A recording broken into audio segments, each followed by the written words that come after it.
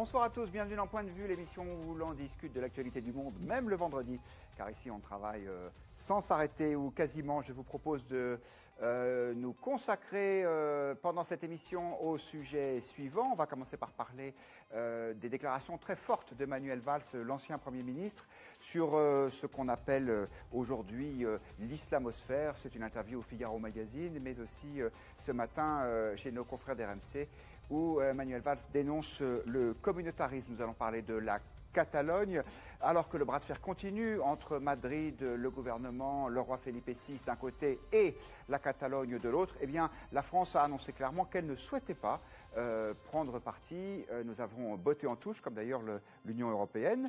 Dans ce dossier, nous allons aussi parler des élus locaux, des relations un peu tendues entre le pouvoir central, en l'occurrence Édouard Philippe, et les élus locaux qui reprochent à Emmanuel Macron et à son équipe de leur couper plus ou moins les vivres. Est-ce vrai, ou les élus locaux crient-ils avant d'avoir mal? Nous le verrons. Et puis, nous allons parler du petit nouveau. Il s'appelle Taxify et c'est un nouvel acteur de ce qu'on appelle les VTC, véhicules de transport avec chauffeur, qui va venir concurrencer Uber, en tout cas à Paris. Bonsoir à nos quatre invités. Bonsoir Benjamin Grange. Bonsoir. Vous êtes le président de Dentsu Consulting. L'expertise plutôt de votre cabinet, c'est d'analyser les stratégies d'influence sur Internet, voire éventuellement d'y participer, notamment pour les entreprises. Hervé Nathan, bonsoir. Vous êtes directeur adjoint de la rédaction de Marianne. Votre hebdomadaire titre son numéro de cette semaine sur ceux qui ne veulent pas voir que l'islamisme avance et que le terrorisme frappe partout. Bonsoir Judith Weintraub. Bonsoir. Vous êtes grand reporter au Figaro Magazine, oui. Et c'est vous qui avez supervisé et très largement rédigé le dossier de couverture du Figmag de cette semaine consacré à l'islamosphère. Nous allons y revenir dans un instant. Bonsoir Jacques-Olivier Martin, bonsoir. Heureux de vous retrouver dans Point de Vue, de vous y accueillir plutôt, car je crois que c'est une première. Absolument. Vous êtes le rédacteur en chef du Figaro Économie, les célébrissimes pages saumon du Figaro. Eh bien, l'islamosphère, j'en parlais à l'instant, et des déclarations vraiment fortes de Manuel Valls sur ce sujet, à la fois dans le Figaro Magazine, on va y revenir, puisque c'est Judith Weintraub qui a mené cette interview, mais aussi ce matin sur RMC, on a demandé à l'ancien Premier ministre pourquoi est-ce que la gauche semble avoir un problème avec ce qu'on appelle parfois pudiquement le communautarisme ou l'islam politique, voire l'islamisme parfois. Écoutez la réponse de Manuel Valls. Vous savez, souvent à gauche, mais pas seulement, au fond on dit n'abordons pas ces problèmes, et ces problèmes sont gênants, et à gauche on dit c'est les thèmes qui sont plutôt portés par la droite et l'extrême droite. Mais c'est quoi cette histoire? La gauche, moi je suis un député de gauche, je suis un militant de gauche, c'est la République, c'est la nation. C'est l'émancipation qui reste un combat extraordinaire des femmes dans nos villes, dans nos quartiers, dans le monde. Et on voudrait qu'on nous impose cette vision. Non, c'est un combat fondamental. Judith Weintraub, vous n'avez pas été surpris par ces propos en les entendant ce matin, puisque c'est presque mot pour mot ce que Manuel Valls dit au Figaro Magazine ce week-end, dans une interview très offensive. Qu'est-ce qui lui arrive là, à l'ancien Premier ministre? Il a mangé du lion? Alors d'abord, il y en a beaucoup plus évidemment dans le Figaro Magazine. Je ne voudrais pas que nos téléspectateurs, nos internautes croient avoir tout entendu. C'est juste le teasing. Non, il ne lui arrive rien, puisqu'on a toujours connu Manuel Valls comme étant à gauche, le seul, ou à peu près, très isolé en tout cas, à défendre les valeurs républicaines, au premier rang desquelles la laïcité et l'égalité homme-femme. Ça lui a valu de nombreux ennuis tout au long de sa carrière, et notamment lors de la dernière campagne législative, où ses adversaires, qui étaient une candidate de la France insoumise, à laquelle Dieudonné avait apporté son soutien, même si elle ne l'avait pas demandé, en tout cas elle ne l'a pas refusé. Donc ses adversaires avaient centré cette campagne sur le laïcard Manuel Valls. Il a été accusé d'islamophobie. Il a été bien sûr accusé d'islamophobie, c'est aussi une vieille accusation qu'il doit subir. Et il est convaincu depuis très longtemps que l'un des gros problèmes de la gauche est de n'avoir pas pensé la question de l'identité.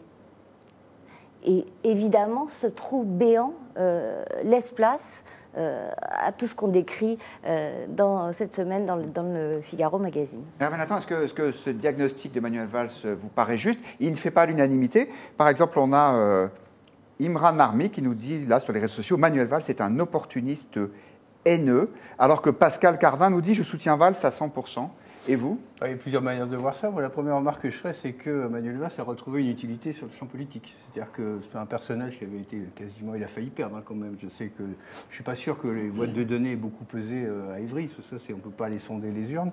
Mais en tout cas, il a failli perdre. Et puis, il ne servait plus à rien. Il était esselé. Il a dû rejoindre piteusement le groupe LRM à l'Assemblée, etc. Et là, tout d'un coup, il retrouve une utilité réelle. C'est-à-dire, sur le fond, c'est vrai que ce n'est pas un opportuniste au sens de cette position-là. Il y a longtemps qu'il l'a. Disons que dans le Figaro magazine et chez nos confrères, RTL, c'est ça, RMC, pardon. Il a été un peu plus précis parce qu'il a un problème d'expression quand même, Manuel Valls, quand il a dit il ne faut pas chercher à comprendre. C'était quand même la meilleure manière de desservir sa cause. C'est-à-dire quand on dit, attendez, j'ai lu, il a dit il ne faut pas chercher à comprendre, et ça lui a été reproché pendant très longtemps. Alors j'ai lu dans le Figaro magazine qui revient là-dessus et qui s'explique. Avec un peu de difficulté, mais ça c'est Manuel Valls. Il y a un problème, c'est qu'à mal nommer les choses, on ne fait qu'aggraver le mal. Et c'est ça qui lui était arrivé quand il avait dit il ne faut pas chercher à comprendre. Il avait plutôt servi une bonne cause. C'est-à-dire, la cause était bonne de dire il faut condamner fermement l'islamisme. Voilà, mais on a un vrai problème. En général, nous avons en France, c'est un sentiment personnel, nous avons des difficultés à nommer les choses. Par exemple, on a interrogé Madame Obono, qui a fait une réponse scandaleuse, mais on l'interroge sur la radicalisation. Je trouve que ce terme de radicalisation, ça ne veut rien dire. Alors, Madame Obono, députée de la France Insoumise, qui effectivement qui a été prise dans une polémique, et Manuel Valls revient pas forcément sur la polémique, mais disant la France Insoumise fait preuve de complaisance vis-à-vis de l'islamisme. Complaisance coupable. Est-ce que ça vous paraît juste, ça? C'est en ce sens que je trouve qu'il a retrouvé une utilité, Manuel Valls, dans le débat politique, puisqu'effectivement, il porte le fer là où il y a une vraie difficulté au sein de la France Insoumise. Parce que entre Jean-Luc Mélenchon et Madame Obono, il y a presque un gouffre, parce que c'est très difficile d'aller chercher, de faire un procès à Jean-Luc Mélenchon en anti-républicanisme. Il a toujours été très clair sur ces questions-là. Quand il y a eu l'attentat épouvantable à Marseille, les 2 morts, il a fait des déclarations très nettes tout de suite. Alors qu'effectivement, il a chez ses députés, notamment Madame Obono, mais Monsieur Quatennens aussi, etc., il y a des gens qui sont beaucoup plus flous sur la question, qui n'arrivent pas à parler de la religion, du rapport entre la religion, l'islam et l'islamisme terroriste, alors qu'il y a vraiment un rapport. Effectivement, là-dessus, nous sommes d'accord à 100%, et c'est un vieux combat d'ailleurs pour Marianne, parce que Marianne, c'était le journal qui lui avait dit il faut soutenir ceux qui sont pour les caricatures de Mahomet, et nous les avions publiées nous-mêmes, alors que pratiquement 99% de la presse, je ne me souviens pas quelle était la position du Figaro magazine, avait dit qu'évidemment c'était de l'ordre du blasphème et qu'il fallait vraiment pas faire une honte comme ça aux musulmans. Enfin, je me souviens aussi du moment où on était un peu seul. Le magazine a été rarement complaisant avec ce qu'on considérait comme dangereux au sein de l'islam. Judith Weintraub, je me souviens même d'une couverture qui s'appelait « Serons-nous encore français dans 20 ans » qui n'a pas été analysée précisément comme islamophile. Judith Weintraub, rappelez-nous en 20 secondes, c'est quoi ce qu'on reproche à la députée Obono? Qu'est-ce qu'elle a dit?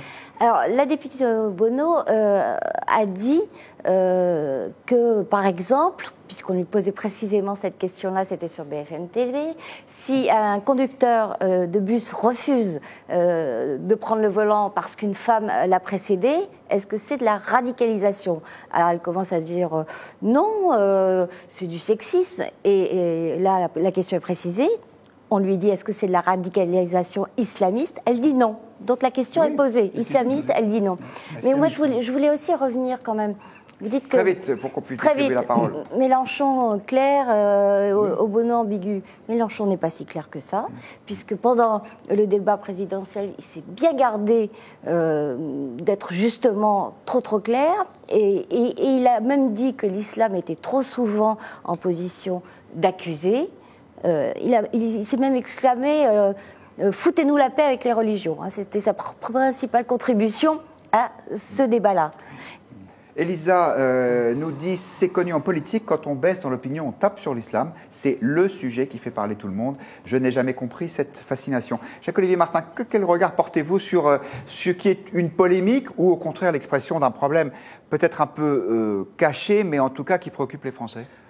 Moi, j'ai été, sur ce dossier-là, extrêmement surpris et agréablement surpris, pour le coup, par la clarté des propos de Manuel Valls, qui s'était toujours exprimé sur ce sujet-là. Mais là, je trouve que ça prend un relief assez particulier dans ce dossier. Je trouve que ce que j'ai trouvé particulièrement intéressant pour quelqu'un comme moi, qui n'est finalement pas spécialiste de ces questions-là, c'est qu'il a plutôt pas mal défini toute l'ambiguïté, je trouve, des personnes qui interviennent sur ce sujet, où il y a une espèce, j'ai envie de dire, de bien-pensance qui fait qu'aborder le sujet sous l'angle républicain, c'est d'être considéré comme presque islamophobe, laïcard. Et ça, j'ai trouvé qu'il y avait un certain courage dans les propos de Manuel Valls. Et ça, c'est vraiment l'élément que je trouve intéressant, qui permet peut-être pour le lecteur, pour les gens qui observent ce genre de situation, finalement, de bien situer le débat, d'avoir une lecture assez claire, une gradation assez claire de ce problème lié à l'islam radical. Alors ce qui est vrai aussi, c'est qu'il est extrêmement précis, hein, il cite des noms, il parle de Benoît Hamon, il parle de Jean-Louis Bianco, il parle d'Edoui Plenel, tout ça est à découvrir dans le Figaro Magazine. Benjamin Grange. Alors, au risque de vous décevoir, les propos de Manuel Valls, si on les regarde simplement aujourd'hui, peut-être que, évidemment, votre dossier va faire évoluer les choses, mais sont extrêmement peu commentés et extrêmement peu relayés. À peine 3000 messages qui se focalisent sur le dialogue ou, comment dire, le crépage de chignon avec la France insoumise, puisque finalement, il y a eu dans ses propos aussi de viser un tel ou un tel. Alors, si on regarde le sujet sur les réseaux sociaux, globalement des conversations sur l'islam, quelle que soit la tonalité d'ailleurs de ces conversations, qu'elles soient positives ou négatives, il faut considérer qu'au 1er octobre, il y a 792 000 messages. C'est pour vous donner... Vous voyez, le rapport, finalement, entre ces conversations... 792 000, pendant quelle période? Depuis le 1er octobre. Depuis le 1er octobre, d'accord. Depuis le début du mois. Depuis le début du mois. Ouais. Là, vous voyez, on est le 5. Alors, c'est vrai qu'on a fait la prise de mesure sur les propos de Manuel Valls très, très récemment, mais juste tout à l'heure. Le FIGMAG vient de sortir. Voilà, le FIGMAG vient de sortir. Oui, il serait intéressant... Non, mais il serait intéressant de regarder ce que ça donne dans les prochaines semaines. Peut-être que la semaine prochaine, on y reviendra. En tout cas, la question que ça pose... Et c'est pour revenir sur les propos de Manuel Valls et presque son retour sur le sujet, c'est son influence. Manuel Valls, historiquement, est un bon client sur les réseaux sociaux. C'est-à-dire qu'il est commenté, il clive comme il faut, il est repris. Et là, finalement, alors qu'il aborde un sujet qui est normalement très discuté, et bien pour l'instant, il y a extrêmement peu de reprises. Est-ce que c'est le début de sa baisse d'influence? À suivre. En tout cas, des reprises, il y en a chez tous les gens qui nous regardent. Il y en a qui s'interrogent sur le look de Manuel Valls. Yvan nous dit, Valls pense-t-il qu'il est un nouveau Valls avec sa barbe? Patricia nous dit, changer de look ne fera pas oublier le mal qu'il nous a fait. Tandis que Pascal le défend en disant, Manuel Valls a toujours défendu la laïcité et les droits hommes-femmes. Tandis qu'Alexis nous affirme, il serait temps qu'on puisse parler de l'islamisme politique sans être taxé d'islamophobe. Est-ce que finalement, Hervé Nathan, il n'est pas plus facile de parler de ces sujets, de nommer, de débattre, de polémiquer, et que c'est peut-être pour ça finalement que les déclarations de Manuel Valls se choquent moins qu'elles auraient pu choquer il y a 8 mois ou il y a un an? D'abord, hélas, il y a eu beaucoup d'événements tragiques qui font que l'état de l'opinion a évolué. Donc effectivement, il y a des débats qui sont moins clivant, moins tabou, tout aussi clivant mais moins tabou. C'est-à-dire qu'effectivement, il y a une prise de conscience qu'il y a effectivement, je veux dire, on était quand même, excusez-nous de rappeler quelle était l'histoire de Marianne, mais quand on a fait une pour dénoncer le pas d'amalgame de Marianne, pour dire ceux qui disent pas d'amalgame sont ceux qui refusent de voir les réalités. D'une certaine manière, on s'inscrit avec notre une de cette semaine dans cette filiation-là. On a été très attaqué à ce moment-là. Qu'est-ce qu'on vous reprochait, d'être islamophobe? On a subi l'accusation d'islamophobie, on a eu des menaces, etc. Enfin bon, je passe sur la sécurité, parce que c'est arrivé à beaucoup d'autres après. Mais effectivement, on n'était pas très nombreux sur cette position à défendre Charlie complètement, c'est-à-dire y compris dans le fait de publier les caricatures de Mahomet, etc. et d'avoir continué. On défend toujours nous sommes parmi ceux qui défendent le droit qui protestons contre le fait qu'on interdit, qu'il y a des municipalités qui ne veulent pas que certaines pièces, c'est riche si je me trompe bien, que certaines pièces passent dans leur commune, enfin, dans leur salle des fêtes parce qu'ils craignent les accidents, etc. Il y a encore une atmosphère comme ça. Je voudrais juste dire quelque chose, il y a une spécificité du débat à gauche, et c'est, à mon avis, Manuel Valls s'inscrit là-dedans. Il y a une double spécificité historique. La première, elle vient de Marx et c'est rappelé par Jean Birnbaum chez nous, dans une courte interview, où il dit, Marx qualifie la religion comme le soupir des malheureux de la société. Et d'une certaine manière, de là la difficulté de toute la gauche marxiste, à sa suite, de penser le rapport entre les opprimés, la religion, la défense des opprimés, mais la différenciation de la religion. Donc c'est une difficulté un peu constitutive de la gauche. Bon, c'est un vrai débat qui est, bon, donc ça a plus de 50 ans maintenant.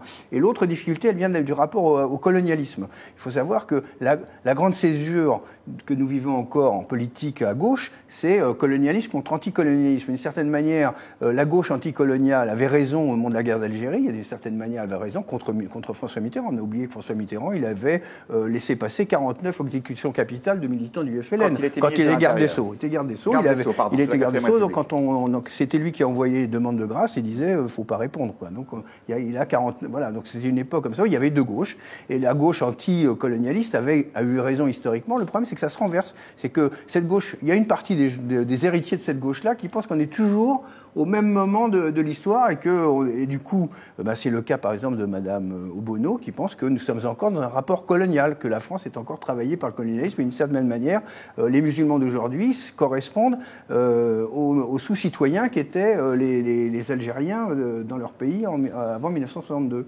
Et donc on en reste comme ça. Et d'une certaine manière, c'est ça qui travaille encore la gauche et c'est pour ça qu'il y a une vraie difficulté. D'ailleurs, Edoui Plenel, par exemple, soutient exactement la même chose, le directeur de Mediapart soutient exactement la même chose et se situe directement dans l'héritage de la gauche anticoloniale, comme si 50 ans ne s'étaient pas passés depuis la fin des empires coloniaux. Jacques-Olivier Martin. Oui, dans notre dossier, Pascal Bruckner, qui s'interroge lui aussi sur la gauche et l'islamisme radical, lui, il va carrément plus loin. Il va jusqu'à dire finalement qu'une gauche qui a perdu sur tous les terrains auprès des ouvriers, auprès d'une sorte de prolétariat assez classique, est en train de retrouver autour de l'islamisme une nouvelle forme de prolétariat, de gens pauvres et de gens qu'ils veulent soutenir. La figure de l'opprimé. Voilà, la figure de l'opprimé toujours. Donc effectivement, il y a un vrai malaise à gauche là-dessus, ou en tout cas une position...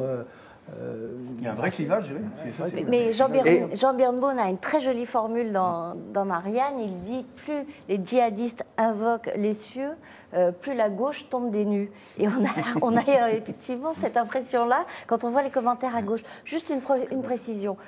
Disons qu'aucune des personnes que nous citons dans ce que nous considérons comme l'islamosphère ne soutient les attentats et ne trouve que c'est une bonne chose. Hein. Attention, on n'a jamais dit ça, ils ne l'ont jamais dit non plus. Mais à l'instar par exemple d'un Tariq Ramadan, il considère que si Mohamed Merah est coupable et à condamner, je lis pour ne pas trahir sa pensée, il est aussi victime d'un ordre social qu'il avait condamné dès la naissance à la marginalité. Donc il y a toujours ce double discours et c'est ce discours de l'excuse auquel Manuel Valls refusait absolument d'adhérer quand Emmanuel Macron a commencé à dire, pas encore président, mais ministre de l'économie devant les GRAC, quand Emmanuel Macron a commencé à dire nous sommes collectivement responsables. Que la réponse était sociale et qu'il suffisait de sortir entre guillemets les banlieues des difficultés économiques. Je voulais resituer le débat. Pour faire des systèmes. Il faut se souvenir qu'à peu près, juste après quand Manuel Valls parle de l'esprit du 11 septembre, je pense que vous étiez au même discours que moi,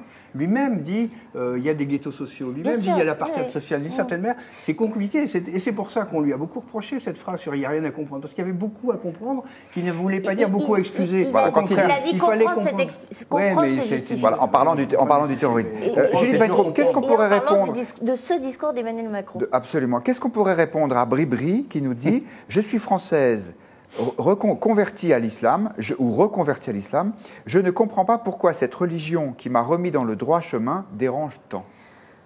Bon, il faut qu'elle lise davantage les journaux, voilà.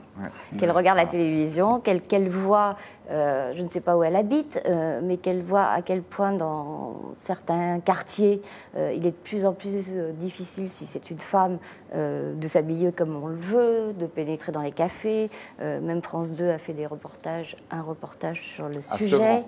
À Sevran, parce que l'islam est en train de se durcir un peu partout, ou en tout cas un islam fondamentaliste qui ne reconnaît pas l'égalité homme-femme, et c'est dans la vie quotidienne, c'est un des phénomènes les plus gênants, les plus difficiles à vivre, est en train de se répandre. Et je ne parle pas de la partie attentats et violences diverses. Et commis au nom d'Allah. Un dernier mot.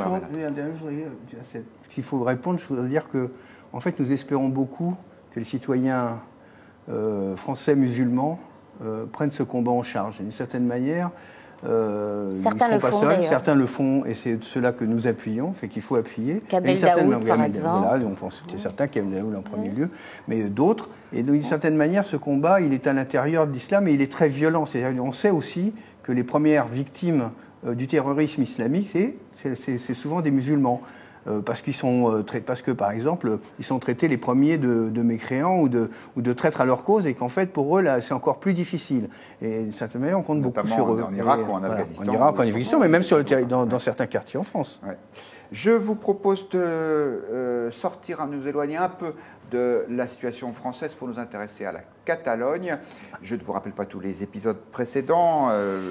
Cette région a organisé un référendum pour ou contre l'indépendance dimanche dernier, référendum qui a été très fortement critiqué par les autorités espagnoles parce qu'inconstitutionnel. Et le roi Felipe VI n'est pas le seul dans ce combat et dans cette critique. Il est évidemment soutenu par le Premier ministre Mariano Rajoy, mais aussi par la ministre française des Affaires européennes, Nathalie Loiseau, qui commentait cette affaire ce matin sur France Info. C'était assez nouveau parce que jusqu'à présent, les autorités françaises étaient restées étonnamment discrètes. Et pour Nathalie Loiseau, il n'y a pas de doute, ce référendum, il n'avait pas lieu d'être parce qu'il n'était quand même pas très légal. Regardez.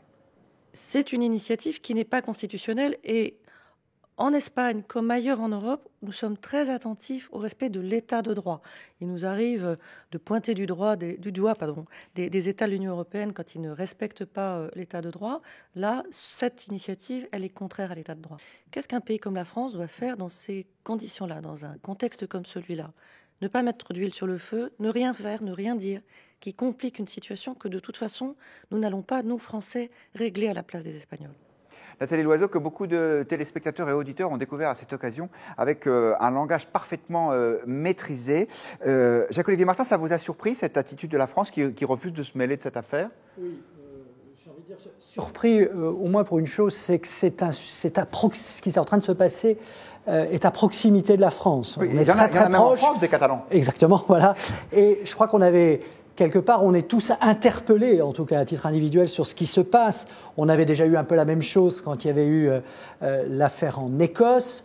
On a pour les plus anciens des souvenirs de la partition de la République tchèque et de la Slovaquie. C'est quand même en Europe que sont en train de se passer ces choses-là. Donc à la fois, je comprends toute la prudence de la France qui dit « je ne vais pas me mêler de cette affaire-là ». De l'autre, il y a une hypersensibilité des Français qui peuvent s'interroger sur un phénomène un peu d'éclatement, de toutes ces forces un peu centrifuges qui aujourd'hui agissent en Espagne, et pourquoi pas un jour en France. On en est probablement loin. Mais je trouve qu'il y a une certaine ambiguïté à ne pas réagir, même si on peut comprendre la position du... Je rappelle d'ailleurs qu'il y aura un référendum sur un territoire français, la Nouvelle-Calédonie. Oui, ce sera l'année prochaine sur l'indépendance. Mais Emmanuel Macron a quand même téléphoné à Mariano Rajoy et l'a fait savoir en lui disant que pour la France, le seul interlocuteur légitime était le gouvernement espagnol.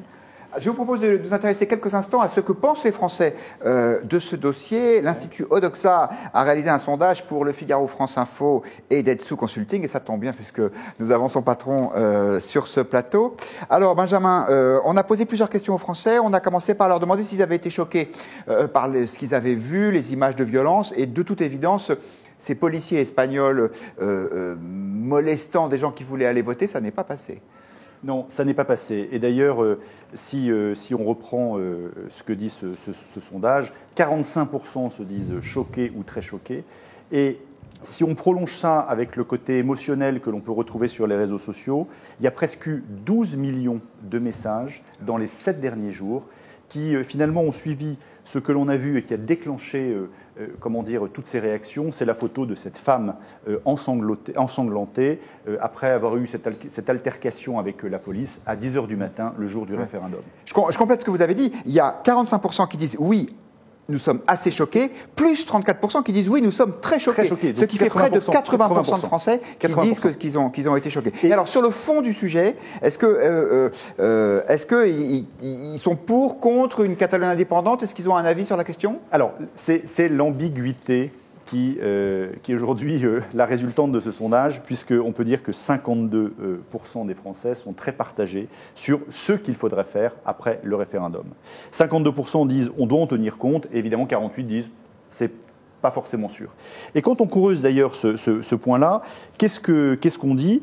Finalement, les Français sont d'accord sur le fond sur l'indépendance de la Catalogne, c'est-à-dire qu'ils disent tiens, ils comprennent si effectivement, c'est assorti d'un véritable référendum. Et donc, évidemment, il y a une condamnation pleine et entière des référendums qui sont, soit sauvages, soit à la sauvette. Donc aujourd'hui, ce qui ressort, vu des Français en tout cas, qu'on regarde sur le côté sondage ou qu'on regarde sur le côté réseaux sociaux, c'est finalement que c'est une crise, c'est une bataille de l'image. C'est une bataille de l'émotion. Et aujourd'hui, ceux qui ont gagné cette bataille-là, c'est clairement les indépendantistes, même si les Français ne sont pas d'accord avec leur cause. Oui, mais en fait, votre sondage, curieusement, reprend les résultats de celui commandé par les dirigeants catalans en juillet, d'où il ressortait qu'une majorité de Catalans était contre l'indépendance. Donc c'est assez fidèle. Il y a eu beaucoup de fake news, de fausses photos, de fausses violences ou de violences qui n'avaient pas été commises à l'occasion de ces événements, mais il est évident que Rajoy a perdu la bataille de l'image alors qu'il avait pour lui le droit et la démocratie. Donc vraiment, c'est une contre-performance à saluer. Alors Benato, est-ce que vous avez un point de vue là-dessus? Si vous étiez catalan, vous auriez voté quoi? Alors d'abord, moi je pense que ça c'est la mauvaise manière de se placer. On n'est pas en Catalogne. D'abord, je pense qu'il ne faut pas regarder l'histoire de l'Espagne en regardant l'histoire de France. Par exemple, l'histoire de la constitution de l'État-nation espagnol, ça n'a rien à voir avec la constitution de l'État-nation française. Je rappelle que nous, c'est la fête de la Fédération qui constitue la République. C'est les communes qui montent à Paris qui jurent de faire une nation en commun. Pour la Catalogne, c'est les troupes des Bourbons qui rentrent à coups de canon dans une ville en 1713.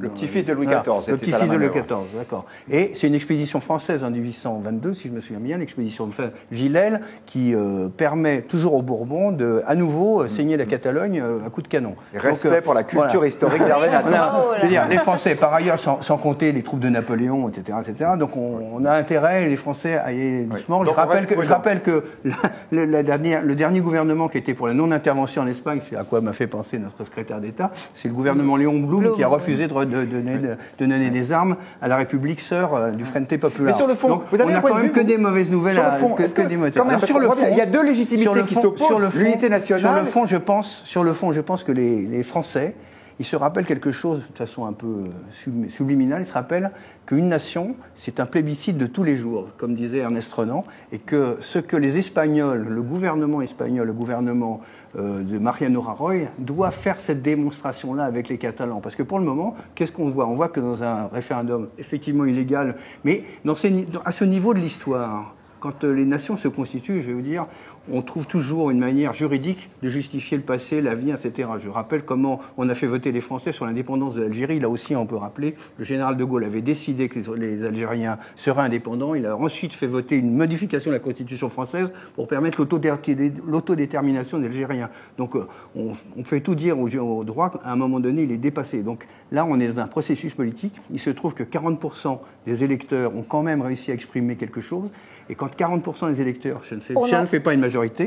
D'une part, et d'autre part, on n'en sait rien. Mais ça veut dire que le plébiscite de chaque jour de la nation espagnole a quand même des démonstrations à faire. Et donc, avant de condamner le gouvernement catalan, j'aimerais qu'on les laisse voter tranquillement et qu'ils nous fassent la démonstration qu'effectivement, ils sont minoritaires. Votez vraiment, avec des listes d'émargement, avec des isoloirs. Parce que c'est la police qui a empêché les émargements. Excusez-moi, c'est la police qui a décidé, et effectivement, avec un ordre d'un juge, est allé empêcher confisquer les listes d'émargement, confisquer le matériel informatique, ce qui fait qu'on n'a aucune base effectivement démocratique. Moi, je ne dis pas qu'il y a une majorité, je dis il y a à peu près 40%. Mais même ce chiffre-là, il est donné par les Catalans. Oui, je suis d'accord. Intéressant parce que il n'y a pas que sur ce plateau, on est divisé, nos internautes aussi. Il y a Fouras de 2610 qui nous dit finalement quelle est la justification d'un pays, une langue et des frontières. Ça fait beaucoup de points d'interrogation. Et même les Français, quand on leur demande, c'était aussi dans notre sondage, Benjamin Grangebet, et vous, est-ce que vous seriez favorable à ce qu'on organise un référendum légal, évidemment, pour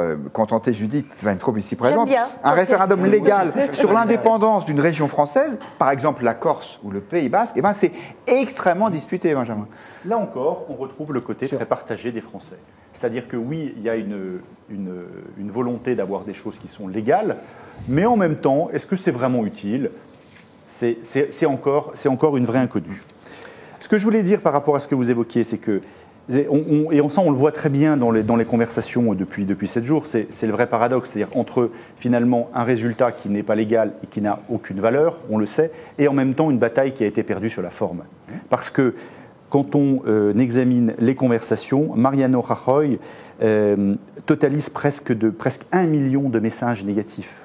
Et d'ailleurs, ce qui est intéressant, c'est quand on voit l'indépendantiste catalan qui est en face, eh bien, lui, il n'est pas populaire tellement plus, parce qu'il ne recueille que 2,5% de messages à tonalité positive. Donc, en d'autres termes, alors que chacun a essayé de jouer son rôle, tout le monde est sorti perdant de cette bataille de l'image. Jacques-Olivier Martin, il y a une dimension économique dans ce dossier. On dit souvent, on nous le répète d'ailleurs, ces zines sur Internet, la Catalogne est riche, elle est assez indépendante, elle veut être indépendante pour garder pour elle ses richesses.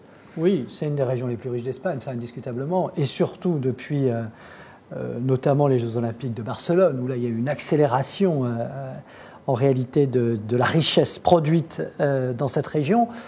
Les banques sont sur la réserve parce que se disent on ne peut pas imaginer aujourd'hui forcément une Catalogne indépendante. Il y a la question qui se poserait de l'intégration d'une Catalogne dans l'Europe. Et là, à partir de ce moment-là... La réponse a été non. Voilà. Et donc, on imagine mal les Espagnols voter oui. Et donc un isolement, on avait eu la même chose déjà en Écosse, absolument. Oui. C'est compliqué. Les milieux d'affaires... globalement, ne veulent pas de cette indépendance, très clairement. Voilà. Oui, mais attention, en plus, l'argument économique, c'est vrai que c'est la région la plus riche, celle qui a le moins de chômage. En tout cas, son taux de chômage est très inférieur à la moyenne du taux de chômage espagnol. Mais quand on écoute et quand on s'intéresse au programme de M. Puigdemont, pardon si la prononciation n'est pas très exacte, on s'aperçoit que ce n'est pas du tout ça. C'est un programme national populiste. C'est le président de la région, comment ça s'appelle, c'est pas le gouvernement, la Généralitat. La Généralité. Voilà. Là aussi, c'est ce monsieur-là. Ouais. Voilà. C'est ce monsieur-là, et lui, il a un discours populiste et nationaliste. Il est entouré de gens qui partagent le même projet assez délirant, par exemple, de fermer les églises et de les transformer en bibliothèques ou en centres de jeux. Enfin, c'est quand même assez curieux comme programme. Je pense qu'on n'a pas assez parlé, ou en tout cas de pourquoi cette indépendance. Ça explique peut-être très clairement. On a parlé de la défaite des images, on a parlé de cette peut-être grande peur qu'on pouvait ressentir devant. Et alors en 30 secondes, pourquoi cette indépendance ? Mais moi, je n'ai pas la répose, visiblement. Non, mais c'est parce que ça n'a pas été le sujet. Ça n'a pas été. Parce que encore une fois, je trouve que les médias français sont un peu iréniques. Par exemple, très peu on parle par exemple de la monarchie espagnole, juste en rappelant simplement l'épisode effectivement célèbre et courageux du roi en 1982 s'opposant, Juan Carlos s'opposant à la tentative de coup d'État franquiste. D'accord ? On oublie juste de dire qu'il y a effectivement un profond rejet, enfin, dans une partie de la population de Catalogne, il y a un vrai rejet historique et qui dure encore de la monarchie parce que c'est les Bourbons, que les Bourbons ont été alliés au franquisme pendant très longtemps, mais aussi parce que la monarchie actuelle, elle subit le discrédit parce que la fille a été accusée, la fille de Juan Carlos a été accusée de corruption, elle a été blanchie, mais enfin bon, dans des conditions qui sont heureusement que c'est la fille du roi, parce que que sans doute une autre personne a été condamnée. En tout cas, son mari a été condamné, etc. Le roi lui-même, Juan Carlos, a quand même un petit peu sombré dans la chasse à l'éléphant pendant que son pays allait très très mal. Donc la monarchie est très contestée partout en Espagne et particulièrement en Catalogne. Et effectivement, Carlos Puigdemont, j'avais essayé de pas non plus, je pense que j'ai écorché, j'en suis désolé, ce sont des républicains, effectivement. Et un des motifs de la séparation, enfin de la volonté de séparation, pardon, entre autres, c'est monarchie contre république. C'est un vrai... Alors on a oublié ça parce que nous on pense que ces débats-là, c'est derrière nous, ça date de 1789, 1790 pour nous, ou 1848, mais non, ça existe encore quelquefois. Et on s'arrête avant qu'Hervé Nathan ne demande la déposition du roi d'Espagne, car ce serait contraire aux convictions de beaucoup ici. En tout cas, une fois de plus, la Catalogne remporte la palme du sujet vraiment le plus compliqué du moment. Retraversons les Pyrénées, si vous le voulez bien, pour revenir en France et nous intéresser aux élus locaux qui se plaignent d'être maltraités par le nouveau pouvoir, de voir leur budget amputé par le gouvernement et le président de la République. François Baroin, qui est l'un de leurs porte-parole, parce qu'il est le président de l'Association des maires de France, lui se plaignait ce matin plus que de manquer d'argent, d'être mal compris par un État trop centralisateur. C'était sur RTL. Et la France, elle s'est construite vraiment sur ses communes. Elle s'est vraiment construite sur ses villages. Et ce sont des additions d'histoires d'hommes et de femmes qui, au fond, ont structuré l'identité de notre pays autour de son enracinement. Et cet enracinement est aujourd'hui encore une réalité. Plus de la moitié des Français vivent dans des communes de moins de 10 000 habitants. Près de 40% des Français vivent dans des communes de moins de 2 500 habitants. Bercy est composé d'hommes et de femmes remarquables. Emmanuel Macron en est issu, mais c'est une vision où l'État peut tout. Mais l'État ne peut plus tout. Il faut faire confiance, il faut décentraliser. Nous sommes dans une période où on recentralise beaucoup trop. Jacques-Olivier Martin, je vous voyais sourire. Vous n'avez pas l'air sensible à cette frange des territoires. Je souris quand M. Baroin parle de ces sujets-là. Je souris parce que si un François Fillon était arrivé au pouvoir, ce qu'il aurait fait en matière d'économie, parce que derrière tout ça, on est sur... C'est des affaires de gros sous ? C'est des affaires de gros sous, oui, je pense que c'est des affaires de gros sous. Et donc je pense que dans le programme d'un François Fillon, il y avait très clairement l'envie de faire des économies très importantes. Donc moi je souris un petit peu quand il monte au créneau et qu'il dit finalement... c'est un peu injuste ce qu'on fait subir aux collectivités. Fillon aurait fait la même chose, c'est-à-dire supprimer les dotations avec la baisse de la taxe d'habitation, supprimer les emplois aidés. Voilà, supprimer les emplois aidés, la droite a toujours montré son incapacité à le faire, mais il l'aurait dit en tout cas. Je suis un peu dur, mais c'est un sujet là aussi, je trouve qu'il y a une forme d'hypocrisie qui est quand même un peu regrettable. Bon, alors... Il faut reconnaître une chose, c'est qu'on est en train de demander des efforts considérables aux collectivités. Juste une petite précision, on leur demande des efforts parce que pendant des années, elles n'ont pas fait d'efforts. Les budgets ont augmenté énormément, alors parce qu'elles ont récupéré certaines tâches, mais c'était pas, je crois qu'en matière de création d'emplois, j'ai pas les chiffres, mais ils ont dû créer 200 ou 300 000 emplois en quelques années, enfin, c'était pas les plus vertueux. Donc aujourd'hui, il faut faire des efforts. Et c'est vrai que c'est difficile, et ils font ces efforts. Je crois qu'on partait sur 10 milliards d'économies sur un quinquennat, et que le chiffre a été porté à 13 milliards. C'est beaucoup. Ça ne veut pas dire, je le reprécise, parce que c'est toujours comme ça quand on parle de budget, c'est pas moins 13 ou moins 10 milliards.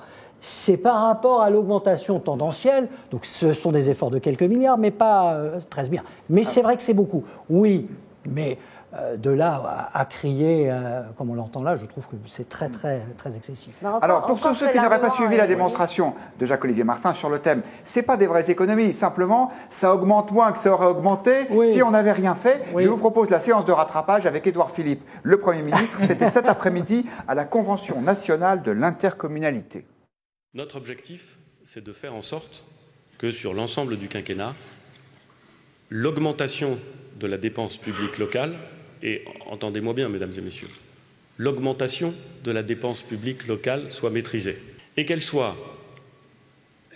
c'est vrai, inférieure à ce qui se passerait si nous ne faisions pas des efforts d'économie. Hervé Nathan, au secours, on n'a pas tout compris. Non mais depuis très longtemps, enfin même depuis toujours, quand on parle d'économie budgétaire, on parle d'économie par rapport à la tendance. C'est vrai pour l'État, c'est vrai pour la sécurité sociale et c'est vrai pour les collectivités locales. Je veux dire, d'une certaine manière, c'est de la langue de bois d'énarque, je suis d'accord, ça semble incompréhensible, mais en fait, il y a une dérive spontanée des dépenses, voilà, comme des entreprises aussi, n'importe qui le sait, et que très peu d'États sauf des États quasiment dictatoriaux, ont réussi à faire baisser vraiment les dépenses. En fait, on parle d'une baisse de la hausse. Par exemple, on parle des Suédois. Par exemple, si on prend le cas des Suédois, la fameuse armée suédois qui a effectivement réussi à déconnecter, en fait, on s'aperçoit que les Suédois, quand ils ont fait effectivement leur réforme, en fait, ils ont gardé la même dépense publique, simplement le PIB a augmenté beaucoup. Et la dépense publique est restée exactement la même qu'avant. Ils ont vendu beaucoup d'entreprises qui étaient... Non, mais ils ont fait beaucoup de choses. Mais en termes de dépenses publiques, elle est restée étale, ou elle a progressé tout doucement, alors que le PIB, lui, il a beaucoup grimpé. Et c'est comme ça que les Suédois s'en sont sortis. Je voudrais juste dire quelque chose. Il y a quand même juste un peu de politique, là, pour le coup. Moi, j'ai l'impression que c'est plutôt la suite de l'élection sénatoriale, où la droite de gouvernement, la droite traditionnelle, a découvert que finalement elle avait encore un terrain de repli sur lequel elle pouvait peut-être tenter une contre-offensive, c'était les territoires, parce qu'effectivement ce sont les élus des territoires, des communes, etc., qui ont porté la victoire de la droite traditionnelle au Sénat et se sont dit peut-être qu'on pourrait exister comme ça. Et à mon avis, c'est plutôt comme ça qu'il faut le voir. C'est pas une impression, parce qu'il y a même une stratégie. Julie Weintraub, c'est moi le chef ici. Je suis comme vous, je pense qu'ils auront du mal, enfin les élus locaux ont du mal à mobiliser la population française si on regarde la manière dont les Français en parlent sur les réseaux sociaux. D'abord, c'est un sujet technique, et donc c'est assez compliqué à expliquer, et d'ailleurs on l'a vu, et surtout c'est que ça ne touche pas encore les Français. Et donc, c'est assez compliqué derrière d'arriver à faire naître un sentiment soit d'injustice. Et donc, témoin en est d'ailleurs l'autre sujet local auquel on a assisté le 3 septembre dernier, qui était sur les emplois aidés. Là, on avait un sujet qui touchait les Français dans leur quotidien, parce que c'était la personne à la cantine, la personne qui faisait traverser au feu, les enfants, etc. Et même dans ce cas-là, on a relevé que 20 000 conversations sur les réseaux sociaux. Donc ça reste des sujets sur lesquels c'est difficile d'engager la population. Oui, moi j'aimerais effectivement, je pense à c'est un sujet où la population a peut-être du mal à se mobiliser. Je pense peut-être, si on pouvait être critique, mais dans d'autres sujets sur le gouvernement, c'est de pas forcément savoir bien expliquer le contenu de ces réformes. Sur le volet strictement économique, quand on parle de faire des économies, de baisse de la dépense publique, prenons quelques chiffres. La dépense publique en France, c'est 57% de la création de richesse chaque année. Donc, je ne sais pas, c'est 1 400, 1 500 milliards d'euros. C'est 44% en Allemagne. Il y a donc X points d'écart. Alors vous allez me dire, c'est pas tout à fait pareil. Ah bah non, mais il n'empêche que c'est pas tout à fait pareil, c'est très différent. Ça s'est creusé de 6 points. Il n'y a pas d'école maternelle, il n'y a pas de bombe atomique, il y a un certain nombre de choses qui ne sont pas dans les dépenses publiques allemandes. Ça s'est creusé de 6 points en l'espace de 8 ans, quelque chose comme ça. Ça, c'est une réalité, sur le même fondement. Ouais. Donc voilà. Et donc, cette politique d'économie, à quoi sert-elle finalement? Enfin, on ne compte pas les enseignants du secondaire dans les effectifs de la fonction publique en Allemagne aussi. Oui, et puis les retraites sont pas prises. 800 000 personnes. Mais je parle sur la même base, il y a eu un écart de 6 points. Ça, c'est pas contestable. C'est 6 points, c'est plus la même Non, mais ça a dévié de 6 points en quelques années. Ça, on ne peut pas le contester. Voilà. Ce que je veux dire, c'est que le pari du gouvernement, il est double. C'est de se dire finalement, en réduisant la dépense publique, on va peut-être redonner de la possibilité de la compétitivité, in fine des investissements, in fine des emplois. C'est cette politique globale. On ne met pas les collectivités à l'index, on ne met pas les dépenses sociales à l'index, on ne met pas l'État forcément. Les fonctionnaires, on ne veut pas on n'est pas contre les fonctionnaires. Ce qu'on veut dans cette politique-là, c'est d'essayer de redonner la marge de manœuvre à la France, à ces entreprises qui créent de l'investissement et des emplois. Ça, je trouve que c'est une autre façon peut-être pour expliquer ces mesures qui, effectivement, vu du petit bout de la lorgnette des collectivités territoriales, ne sont pas agréables. Merci de remettre un peu de hauteur dans ce débat, Jacques-Olivier Martin. Eh bien, je vous propose d'aborder un autre sujet économique. Ça concerne le monde merveilleux des VTC, les véhicules de transport avec chauffeur. À Paris, c'est Uber qui domine ce marché, mais il y a aussi d'autres acteurs. Et puis, il y en a un nouveau qui vient d'arriver qui s'appelle Taxify. Alors, Taxify, ça fonctionne de la même façon, c'est-à-dire que vous réservez votre voiture par une application. Simplement, ça va être moins cher qu'Uber, parce que les commissions prises par Taxify, qui est une entreprise estonienne, figurez-vous, parce que vous savez que l'Estonie est un des pays les plus en avance au monde sur le numérique, eh bien, Taxify prendra des commissions moins importantes. Hervé Nathan, le libéralisme, la concurrence, c'est formidable, parce que tout le monde en profite.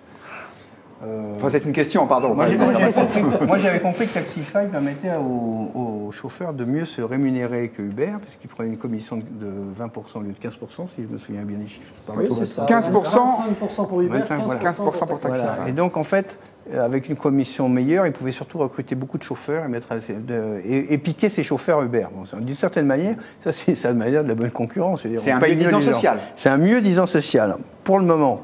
Parce que d'une certaine manière, Uber aussi payait mieux au début. Quand ils sont installés sur la place de Paris, la commission était super. Et puis un jour, ils ont annoncé à tous leurs chauffeurs, on a baissé de 5%, et c'est comme ça. Maintenant, vous êtes nos prisonniers parce que vous êtes endettés pour acheter votre voiture, votre véhicule, etc. Vous n'avez pas d'autres moyens que de rouler. Donc maintenant, c'est 15% au lieu de 20%. Voilà. Donc ça a été très brutal, il y a 2 ans ou 3 ans. Non, même cette année. Cette année, enfin, ça a été très brutal. Donc, et certains chauffeurs ont fait jouer la concurrence en partant chez chauffeurs privés. Oui, mais alors la différence, c'est ça, c'est que c'est là où c'est pas sûr que Uber perde, c'est que c'est la masse qui compte dans cette économie-là. Être très gros, et c'est le cas d'Uber, être très gros, être mondialisé, c'est le cas d'Uber, parce qu'en fait, par exemple, les touristes, ils connaissent qu'Uber, ils connaissent pas Taxify, ils connaissent encore moins un chauffeur privé. Donc, ils viennent de New York, ils ont leur appli qui marche à New York, qui marche à Paris, qui marche, heureuse, etc. Non, mais ça fait et par ailleurs, les algorithmes qui règlent ça marchent toujours mieux quand il y a beaucoup de trafic. Donc, il y a une prime au plus gros, et c'est pas sûr qu'Uber perde par rapport à Taxify. Mais à mon avis, je vais finir là-dessus, ce qui s'est passé à Londres est beaucoup plus important. À Londres, les autorités ont décidé que Uber était responsable de ses chauffeurs. Il y a eu des incidents graves avec des passagers. Ils ont donc interdit à Uber, dit vous n'êtes pas capable d'assurer la sécurité de vos passagers, vous en êtes responsable, donc on vous interdit. Et Uber va se faire éjecter de Londres par les autorités qui ont dit vous êtes une autorité de transport, contrairement à ce que vous racontez, parce que la fiction d'Uber, c'est que nous ne sommes pas une entreprise de transport, on met juste les gens en relation. Donc, mais pour les autorités britanniques, enfin, quelqu'un dit, d'ailleurs, à Berlin aussi, ils ont fait la même chose. Il y a beaucoup de villes qui commencent à dire on ne peut pas laisser ce capitalisme sauvage continuer à prospérer de cette façon-là. Ça pose trop de problèmes d'ordre public. Et au nom de l'ordre public, ils ont dit vous ne pouvez plus travailler à Londres. Jacques-Olivier ça, c'est très important. On revient à l'arrivée de Taxify. Le Figaro Économie consacre un grand dossier à ce sujet ce matin. Oui. Moi, j'avais envie de répondre à Hervé Nathan, surtout. Moi, je pense qu'effectivement, Uber est en difficulté. Et Uber est en difficulté à Londres sur son modèle de relations sociales. Moi, ce que je trouve assez intéressant, c'est qu'ils vont le modifier, qu'ils vont rester, qu'ils vont s'adapter. C'est un peu ça la force de ces nouveaux acteurs. Je crois que c'est un vain débat de considérer qu'il faut maintenir les taxis avec leur monopole dans les grandes villes et interdire des nouveaux entrants sur un marché. Vous faites dire ce que je n'ai pas dit là. Non, mais vous avez en tout cas été très critique, et je ne défendrai pas Uber, mais comme vous avez dénoncé des pratiques sociales qui sont contestables. Moi, j'ai le sentiment, et c'est peut-être mon côté un peu libéral, c'est qu'il y a un État garant qui va, ne vous excusez pas. qui va refixer des règles et ils vont s'y adapter. Voilà. Donc ça, je crois que c'est une chose importante. L'autre élément, c'est plus général, mais je pense que Taxify va y participer. Nous, on publié donc des informations sur son arrivée. Il y a 25 000 chauffeurs aujourd'hui à Paris, essentiellement à Paris, qui ont été donc des postes de chauffeurs de VTC. Je pense qu'on a dû en créer 20 000 en 2 ou 3 ans.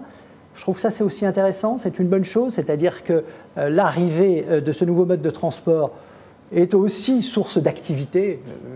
Il y a bien des critiques à émettre, notamment d'un point de vue social, mais il y a de la création d'activité.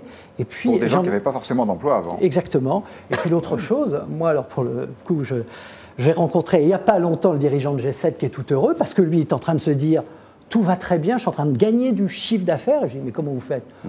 Globalement, on s'est modernisé. Ils nous ont un petit peu donné un petit coup. On a amélioré nos services, on a mis une appli fantastique. Voilà, moi je pense qu'on partage le même constat. On a pris pendant 20 ans ou 25 ans des taxis où franchement, 3 fois sur 4, on était assez mécontents du service. J'ai l'impression que ça va un peu mieux. Et ce n'est pas grâce aux interventions des pouvoirs publics, mais d'une certaine forme de concurrence qui s'appelle chauffeur privé en France, le cab et Uber. Voilà. Benjamin Grange. Alors, quand on regarde ce que disent les Français sur les réseaux sociaux, alors il faut déjà savoir qu'un Parisien sur 2 utilise un VTC. Donc là, on est vraiment dans un cas où ceux qui s'expriment, finalement, ce sont les premiers utilisateurs. Et alors évidemment, il n'y a pas sur Spotify, on n'a pas encore beaucoup de traces, puisque sur Taxify, on n'a pas utilisé beaucoup de. Voilà, Spotify, voilà. Sur Taxify, pas beaucoup. parce qu'il faut savoir que les traces, elles commencent quand les clients sont mécontents. Et donc, forcément, on n'a pas encore assez d'historique. Mais globalement, sur l'univers des VTC, qu'est-ce que les Français disent? La première des choses, c'est qu'ils disent quel est l'intérêt d'un acteur de plus? Parce que c'est vrai qu'on nous promet, on promet des commissions, des courses qui sont plus faibles, mais on attend de voir. Vous voyez, puis c'est difficile à comparer. Tout le monde utilise ce genre de service. Vous mettez le début, vous mettez la fin, mais vous n'allez pas comparer d'une application à l'autre pour voir à un instant donné quel est le moins cher. Pas toujours. 16,50 € pour Roissy, hein. C'est l'offre. Pas toujours. Oui, mais à voir comment elle sera à quelle heure, on sur le terrain, etc. Voilà, 8 heures, voilà. Donc, reste à voir dans les faits. Et la deuxième chose, c'est que, et là, les Français sont extrêmement attentifs au respect de l'ensemble du modèle social. C'est-à-dire qu'ils se posent la question du vrai bénéfice pour les chauffeurs. Et là, on retrouve toute la problématique de réputation qu'a eu Uber, finalement, avec son patron qui a été vu injuriant un chauffeur, filmé comme ça.